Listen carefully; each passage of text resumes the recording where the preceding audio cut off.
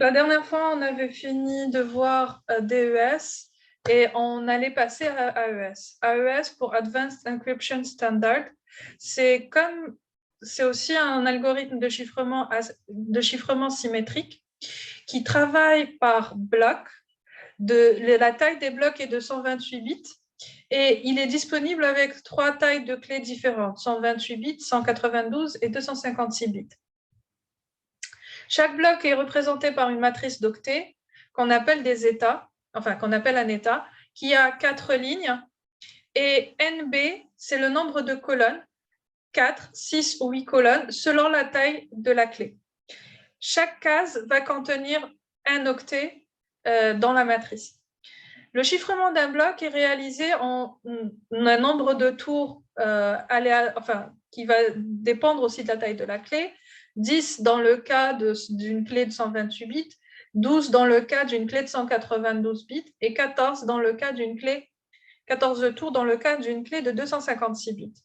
Chaque tour va comprendre 4 transformations, va retrouver une substitution, une inversion dans le corps de Galois, une transformation linéaire pi, un décalage cyclique de chaque ligne, une transformation de chaque colonne par multiplication par un polynôme à coefficient dans le corps de Galois, un XOR avec une sous-clé de tours. Alors, on va voir le travail de l'AES de manière globale. Nous n'allons pas rentrer dans les détails du calcul. Mais si vous voulez, vous pouvez toujours vous documenter là-dessus. Donc, chaque tour va obéir au principe de confusion et diffusion de Shannon. La sous-clé de tour est dérivée de la clé secrète. On va la dériver grâce à une expansion de la clé secrète et une expansion de la clé de tour. Donc, si on doit être plus précis, la sous-clé numéro I, qu'on utilise pour le IM tour, est déduite de la sous-clé numéro I-1, donc la sous-clé précédente. Donc, quand on a un texte, on va avoir un bloc de 128 bits en entrée. Sur ce bloc de 128 bits, on va lui appliquer une substitution S sur chaque octet. On va avoir en résultat un état intermédiaire, puis faire une permutation linéaire pi. Et le résultat de cette permutation linéaire, on va lui appliquer un XOR avec la sous-clé 228 bits de ce tour, et on aura une sortie de 128 bits. Et donc, ce sera comme ça qu'on va pouvoir chiffrer un bloc de 128 bits. Alors, l'avantage, c'est qu'il est très rapide pour les processeurs 8 bits utilisés sur les cartes à puce et pour les implémentations logicielles. L'ordre de grandeur, c'est un débit de chiffrement de 70 mégabits par seconde pour une sous-clé de 128 bits implémentée en C++ sur un Pentium à 200 MHz. Alors, vous avez probablement jamais vu de Pentium à 200 MHz, vu votre âge, mais c'est pour dire combien d'instructions il fait à la seconde. C'est dû en partie au fait que l'algorithme utilise des opérations simples sur les octets, comme le XOR, la substitution, etc. La conception est relativement simple et il répond aux normes de sécurité requises. Donc ça, c'est AES. C'est le standard qui est grandement utilisé actuellement. C'est un standard de chiffrement symétrique qui est très utilisé actuellement et qui l'est toujours. Ensuite, on a IDEA pour International Data Encryption Algorithm. Il a été développé à Zurich par James L. Massey et Shujai Lai et publié en 1992. Il s'appelait à ce moment-là PES, comme pour Proposed Encryption Standard, et non pas PES pour le jeu de foot. Hein, on soit bien d'accord. L'année suivante, après que Biham et Shamir eurent présenté la cryptanalyse différentielle, les auteurs ont renforcé leur système pour résister à cette attaque. Et il a été rebaptisé d'abord en IPES, puis au final en IDEA.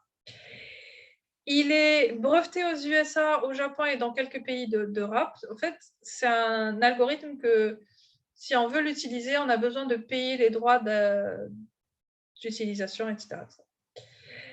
Pour chiffrer, et ainsi de suite. Donc, c'est un algorithme de chiffrement par bloc de 64 bits. Donc, si on avait AES utilisé des blocs de 128 bits, il chiffrait des blocs de texte de 128 bits. IDEA va chiffrer des blocs de texte de 64 bits. On utilise souvent des blocs de cette grandeur car il faut que le bloc soit assez grand pour être pratique et suffisamment petit pour que la cryptanalyse soit compliquée.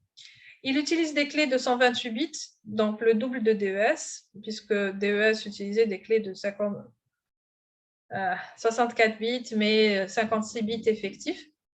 Il utilise également la combinaison de diffusion et de confusion comme DES et AES. La diffusion n'est pas faite par des permutations dans le cas d'IDEA, contrairement à DES où c'est ce qui était utilisé. IDEA est fondé sur le concept du mixage d'opérations depuis différents groupes algébriques. Donc, les trois opérations élémentaires de l'algorithme sont le OU exclusif, le XOR, l'addition modulo 2 à la puissance 16, la multiplication modulo 2 à la puissance 16 plus 1. Et il n'y a pas d'autre opération. Les multiplications sont coûteuses en temps, ce qui fait que IDEA est plus lent que DES. Et si on prenait une comparaison, on se retrouverait avec ces chiffres-là. Donc, DES pourrait chiffrer 40 600 blocs par seconde, tandis que IDEA ne chiffrerait que 13 750 blocs par seconde pour un même processeur. Alors, en fait, qu'est-ce qui va se passer dans le fonctionnement d'IDEA? On prend un bloc de données de 64 bits et on le divise en 4 sous-blocs de 16 bits. Et la clé est aussi, elle aussi, divisée en 6 sous-clés de 16 bits.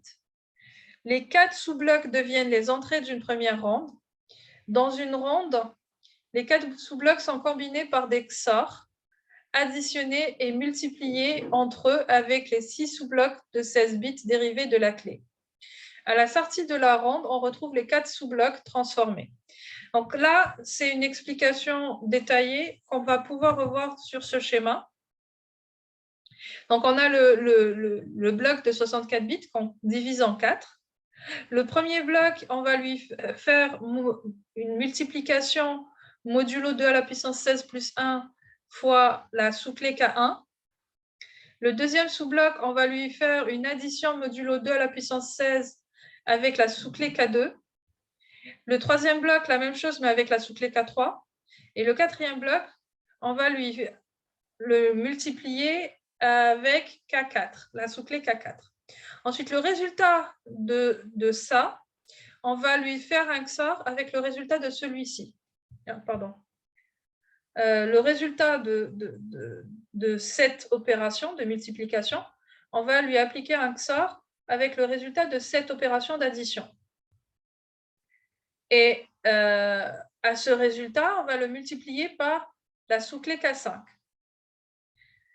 Même chose pour le résultat de cette multiplication auquel on va faire un XOR avec le résultat de cette addition. Et sans résultat, on va lui faire une addition avec le résultat de cette multiplication. Et ainsi de suite, jusqu'à arriver à finir les transformations des 4 sous-blocs et d'avoir le résultat de ce tour, en fait. Donc, ça, c'est un seul tour. Et dans IDEA, on va répéter 8 fois toutes ces opérations durant les 8 rondes. Pour déchiffrer avec IDEA, il s'agit de modifier la clé de chiffrement par des calculs d'inverse, puis d'utiliser exactement la fonction de chiffrement avec en entrée le bloc chiffré, on aura en sortie le bloc déchiffré. Il est possible de chiffrer un bloc de texte clair en le déchiffrant avec la clé. Puis pour retrouver le texte clair, on le chiffre pour obtenir le résultat déchiffré. En d'autres termes, en fait, on prend, au lieu de mettre ici les blocs de texte clair, enfin de mettre un bloc de texte clair divisé par 4, on va mettre un bloc de texte chiffré. Et au lieu de mettre les sous-clés K1, K2, K3, K4, K5 et K6, on va mettre les inverses de ces clés, de ces sous-clés. Et au résultat final de la 8e ronde, on va tomber sur le bloc de texte déchiffré. Donc, la sécurité d'IDEA, c'est la longueur de la clé. Et comme la longueur de la clé est de 128 bits, une attaque exhaustive va demander d'essayer 2 à la puissance 128 clés, si on devait toutes les tester. On vous dit comme quoi il est immunisé à la cryptanalyse différentielle après seulement 4 rondes. Il y en a 8, donc voilà, ça vous donne une idée. Et comme la plupart des algorithmes, il existe une série de clés faibles. Une clé faible est une clé particulière qui fait que le chiffrement devient faible. Parmi les clés, les clés faibles qui ont été découvertes vont être écrites dans ce style. 0, 0. Alors ça, c'est en hexadécimal. Là où vous allez trouver des X, c'est un nombre quelconque en hexadécimal. La chance de générer une clé faible est très faible. Elle est de 1 sur 2 à la puissance 96. Donc, généralement, on a tendance à générer des clés qui sont fortes. Malheureusement, le plus grand obstacle à ce que IDEA devienne un standard a été le fait que Ascom Systech détienne un brevet sur sa conception. Et de ce fait, il n'est pas disponible gratuitement et il faut une autorisation spéciale pour pouvoir le lui acheter. Donc, avec ça, on s'arrête sur le chiffrement symétrique et on termine le chapitre 6. On va passer au chapitre 7, qui est la cryptographie asymétrique. Donc, la cryptographie asymétrique, on a vu déjà l'idée de base quand on a parlé de cryptographie en général. Donc, l'inconvénient de la cryptographie symétrique, déjà, c'était quoi? C'est qu'il a besoin de partager une clé secrète ou privée entre tout couple de participants. Ça peut avoir certains inconvénients. Alors, l'un des inconvénients qu'on avait vu en TD, c'est que pour un ensemble de n personnes, il faut n fois n-1 divisé par 2 clés secrètes. Donc, si j'ai 45, j'aurai 45 clés pour 10 personnes et 450 clés pour 100 personnes.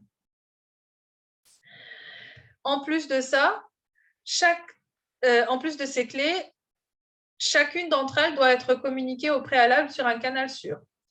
On en avait parlé aussi en TD la dernière fois, c'est que si on veut que, et on en avait parlé aussi en cours, c'est que quand on a un chiffrement symétrique, l'un des problèmes qui se pose, c'est comment communiquer la clé secrète entre les deux participants. Soit on arrive à avoir un canal sécurisé, ce qui est coûteux, qui est très coûteux, ou alors on va pouvoir rencontrer la personne ou des choses dans ce style. Grosso modo, c'est compliqué. Et un autre point à prendre en considération, c'est que l'un des principes même de Kirchhoff énonce que la sécurité d'un cryptosystème ne doit reposer que sur sur le secret de la clé. Ce que l'on souhaite en fait, c'est d'empêcher un intrus de décrypter le message et non pas de le chiffrer. Ça ne nous dérange pas que n'importe qui puisse chiffrer un message. Ce qui nous dérangerait, c'est que quelqu'un puisse déchiffrer un message chiffré. Quelqu'un qui n'a pas le droit de déchiffrer ce message. Donc, l'idée des systèmes à clé publique ou systèmes asymétriques est due à Diffie-Hellman et qu'il n'est pas nécessaire que le chiffrement soit difficile et il peut donc être public et seule la règle de déchiffrement doit être secrète ou privée pour effectuer des opérations secrètes. Donc, ça va diminuer considérablement le nombre de clés à gérer et évite de communiquer une clé secrète préalable. Donc, dans un système de chiffrement asymétrique, chaque utilisateur va posséder 2 clés. l'une secrète et l'autre publique. La clé qui va rester secrète, c'est celle qu'on appelle la clé privée. C'est celle qu'on va utiliser pour déchiffrer les messages. Et la clé qui s'appelle une clé publique, c'est la clé qui va être connue de tout le monde et qui va servir à chiffrer les messages qu'on veut envoyer à une personne. Donc, si Alice souhaite envoyer un message à Bob, elle va utiliser un algorithme de chiffrement avec la clé publique de Bob. Puis, quand Bob va recevoir le message chiffré, il va être le seul à pouvoir déchiffrer le message grâce à sa clé privée. Alors, par exemple, un système de boîte aux lettres dans un quartier, si vous avez une boîte aux lettres, n'importe qui peut mettre une lettre dans votre boîte aux lettres, mais seule la personne, donc seul vous qui avez la clé de la boîte aux lettres, vous pouvez ouvrir la boîte aux lettres et prendre les lettres qui sont à l'intérieur. C'est la même idée dans la cryptographie asymétrique.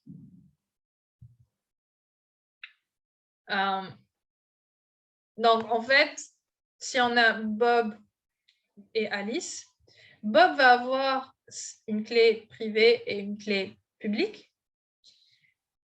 Alors, juste un instant. Yeah.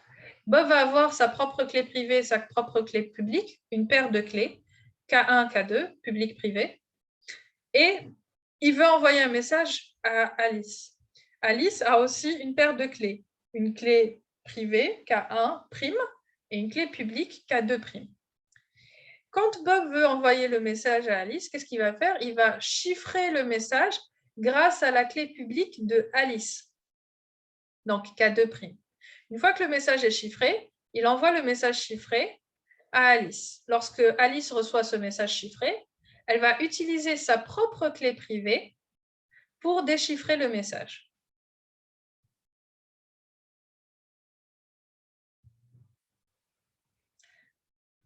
Généralement, les systèmes de chiffrement asymétrique sont basés sur des problèmes difficiles ou calculatoirement difficiles ou combinatoires.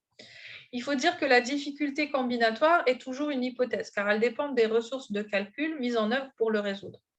Donc, une fonction est facile à calculer s'il existe un algorithme capable de calculer f de x pour tout x en un temps polynomial en la longueur de x, en nombre de bits.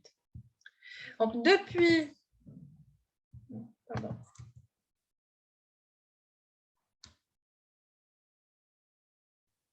l'invention de la cryptographie à clé publique en 1976 par Whitefield, Diffie et Martin Hellman, un grand nombre de systèmes cryptographiques à clé publique a été proposé. La sécurité de la majorité de ces algorithmes va dépendre de la difficulté de résoudre certains problèmes mathématiques. Donc, certains, après quelques années, certains de ces algorithmes ont été cassés ou alors ont été démontrés impraticables. Donc, de nos jours, on se retrouve avec trois types de systèmes. Non, pas trois algorithmes, trois types de systèmes qui peuvent être considérés sûrs et efficaces. On a les problèmes de factorisation d'entiers, comme RSA et Rabin-Williams. On a les problèmes de logarithmes discrets, comme Elgamal et DSA. Et on a les problèmes de logarithmes discrets d'une courbe elliptique, comme ECDSA.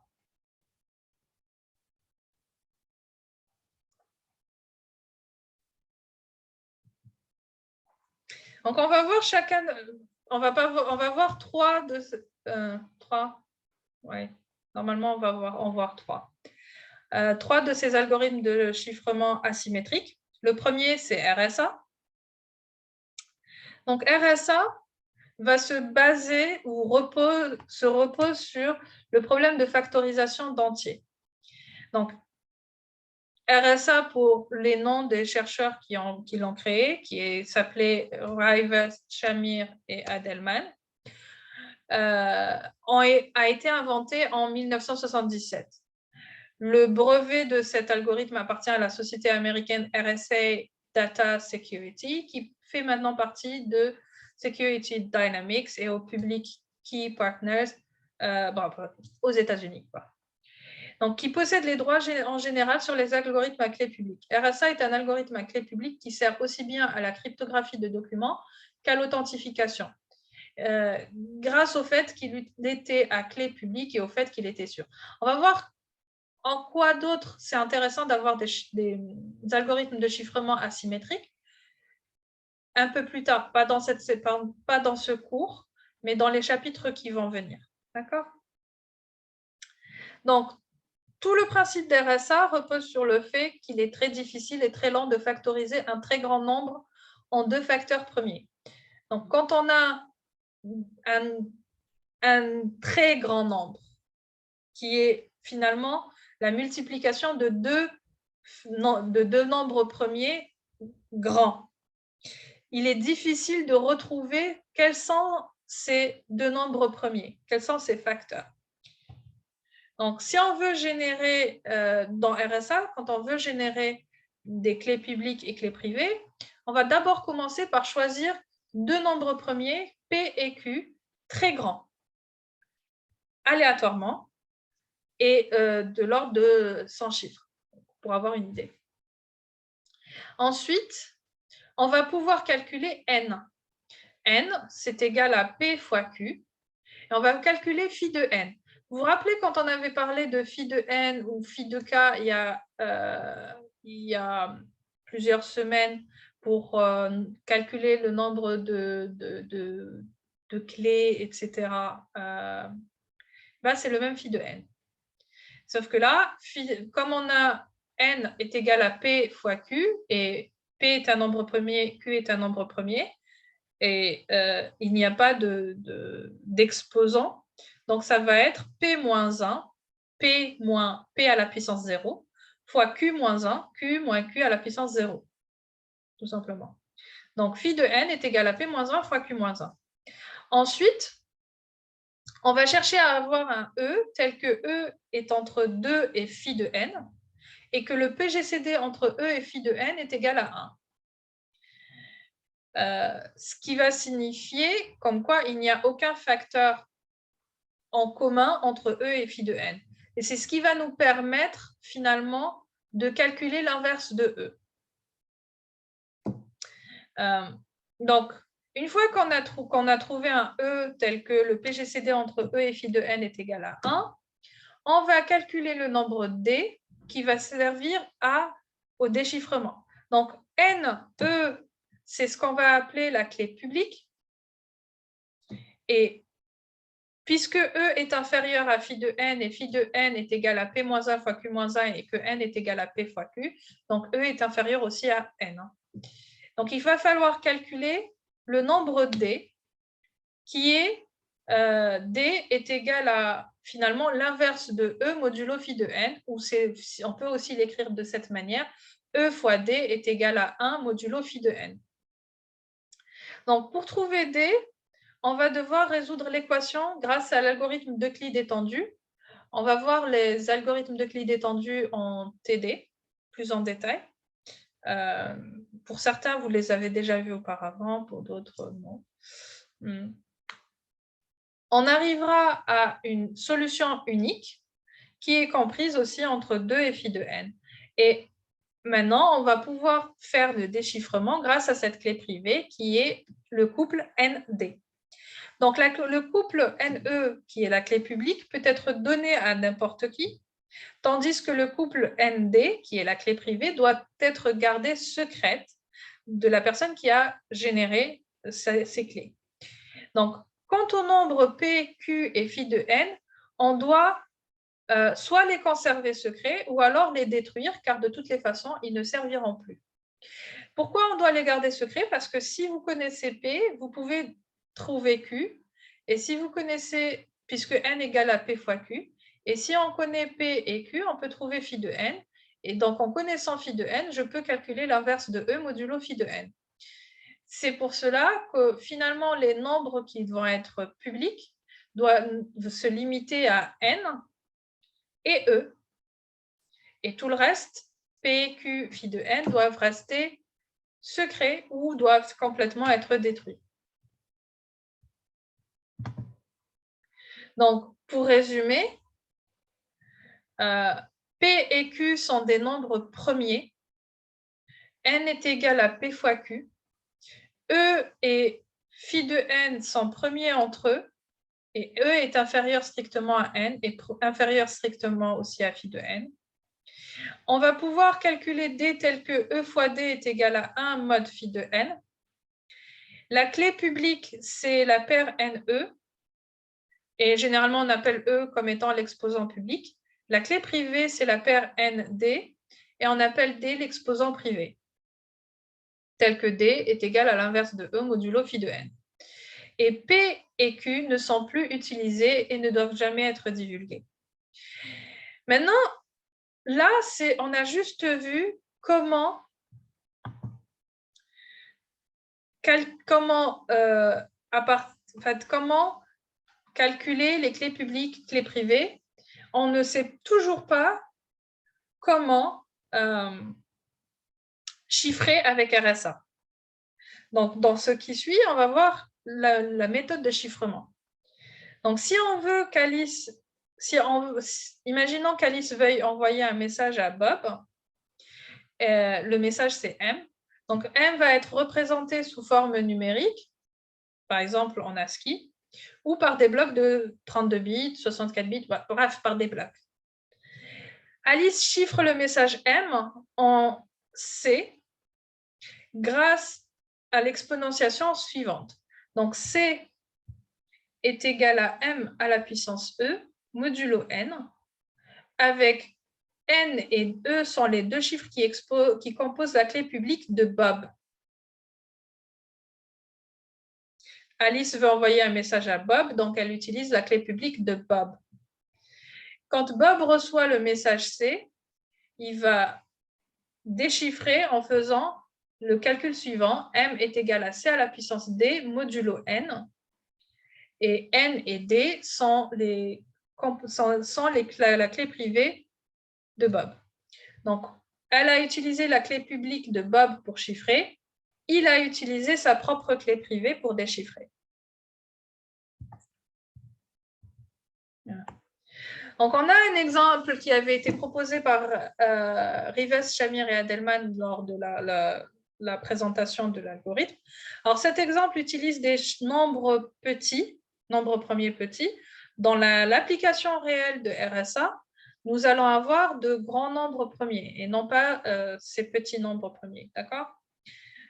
Donc, P égale à 47, Q égale à 59, N est égal à P fois Q. Donc, j'applique ce qui a été donné. Phi de N est égal à P-1 fois Q-1, c'est égal à 46 fois 59, 46 fois 58, qui est égal à 2668. Ensuite, ils ont donné D égal à 157. Alors, on peut choisir un D et calculer un E, ou bien choisir un E et calculer le D. Ça ne change absolument rien dans l'absolu. Donc, ils ont donné D égale à 157, c'est la clé l'exposant privé. Et avec un algorithme de type Euclide, on obtient E qui est égal à 17. Donc, qu'est-ce qu'ils avaient fait? Ils avaient proposé le codage suivant. L'espace, c'est 2 0, le A, c'est 0,1, le B, c'est 0,2, et ainsi de suite, jusqu'à Z, c'est 26. Et le texte qu'ils avaient choisi de chiffrer, c'est « It's all Greek to me », c'est tout est du grec pour moi. C'est comme quand on dit en français, c'est du chinois. Ça revient au même. En anglais, ils utilisent c'est du grec. Il devient en bloc de longueur 4. Alors, pourquoi ils ont choisi le bloc de longueur 4? Parce que N, si vous regardez, c'est 2773. Donc, on a besoin de messages qui soient des nombres qui soient inférieurs à N pour pouvoir pour ne pas perdre de l'information lors du chiffrement et du déchiffrement. Donc, en transformant ça, on se retrouve avec 0,9 c'est I, 20 c'est T, 19 c'est S, double 0 c'est l'espace, et ainsi de suite jusqu'à la fin. Pour le chiffrement, On prend chaque bloc, donc 0,920. On va utiliser l'exposant public, donc 17, modulo n, 2773, et ça nous donne 948. Alors, puisque c'est 948 et qu'on prend des blocs de 4, longueur 4, donc on ne va pas le laisser comme étant 948, mais on va le transformer en 0,948. D'accord? Et puis, c'est comme ça que tout le reste a été chiffré. Donc, 1900 à la puissance 17, modulo 2773, ça nous donne 2342, et ainsi de suite. Pour le déchiffrement, on va prendre chacun de ces blocs, donc 0,948 par exemple, et on va mettre à la puissance l'exposant privé, donc 157, modulo n, 2773, et on va se retrouver avec 920, qui était le premier bloc, donc 0,920. Et ainsi de suite. Et c'est comme ça qu'on va pouvoir déchiffrer tous les blocs jusqu'à avoir le texte de départ. Est-ce que vous avez des questions? Non. Ok.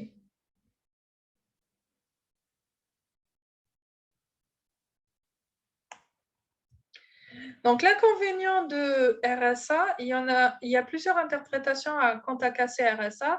La plus grande pourrait être celle où l'attaquant découvre la clé privée correspondante à la clé publique. Ça signifierait que l'attaquant pourra lire les messages chiffrés avec la clé publique. Une autre façon de casser RSA est de trouver une technique de calculer la racine EIM modulo n. Alors, on peut calculer la racine EIM dans les réels, mais dans tout ce qui est relation, dans Z et NZ, ce n'est pas possible. Donc, puisque C est égal à M à la puissance E mod N, la racine EIM, C mod N, de C mod N, et le message M. Si c'était possible de le faire, si cette attaque était possible, on pourrait décrypter tous les messages et signer tous les messages sans connaître la clé privée. Cette attaque n'est pas équivalente au problème de factorisation, mais il n'y a pas de méthode générale connue pour casser RSA de cette manière. Dans certains cas spéciaux, où plusieurs messages ayant rapport entre eux sont chiffrés avec le même petit exposant, il est possible de décrypter ces messages.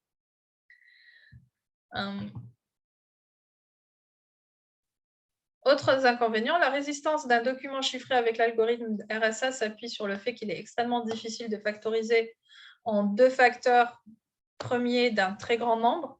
Donc, si je vous donne un chiffre style 51, c'est facile de le factoriser, mais c'est un petit chiffre. 51, il est divisible par 3, déjà. C'est 3 fois, je ne sais pas, je vois.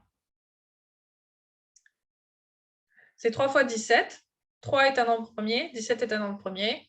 Très facile à factoriser. Mais là, on parle de très grand nombre. Et là, on arrive sur une extrême difficulté. L'attaque va donc consister à utiliser les algorithmes les plus rapides de factorisation et les plus puissants possibles pour factoriser le nombre n extrêmement grand de la clé publique visée. Donc, l'attaque d'un tel document est encore beaucoup plus longue que l'attaque d'un document crypté avec DES. C'est pourquoi de grandes recherches en mathématiques sur des algorithmes de factorisation de plus en plus rapides sont effectuées partout dans le monde. La méthode RSA, réputée pour sa quasi-invulnérabilité, pourrait s'écrouler si quelqu'un arrivait à écrire un algorithme de factorisation très rapide, en fait. D'ailleurs, vous pouvez voir jusqu'à quelle taille de clé il est pour RSA, on arrive à retrouver la factorisation. Il y a un, il y a un concours qui se fait, je crois, chaque année, et c'est un concours qui se fait, et on se retrouve avec on vous dit, voilà, jusqu'à telle taille de clé, il est facile de... On arrive à factoriser le nombre n dans un temps raisonnable, et donc on doit utiliser des tailles de clés plus grandes, des tailles de n plus grandes.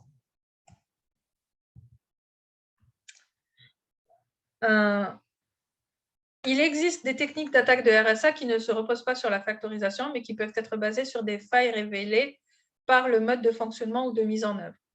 Par exemple, si on diffuse un même message à deux utilisateurs en employant le même modulo, y1 est égal à x à la puissance b1 modulo n, et y2 est égal à x à la puissance b2 modulo n.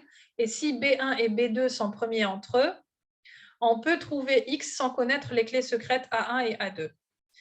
On va calculer, grâce à l'aide de l'algorithme d'Euclide, U et V, tels que U B1 plus V B2 est égal à 1, et on va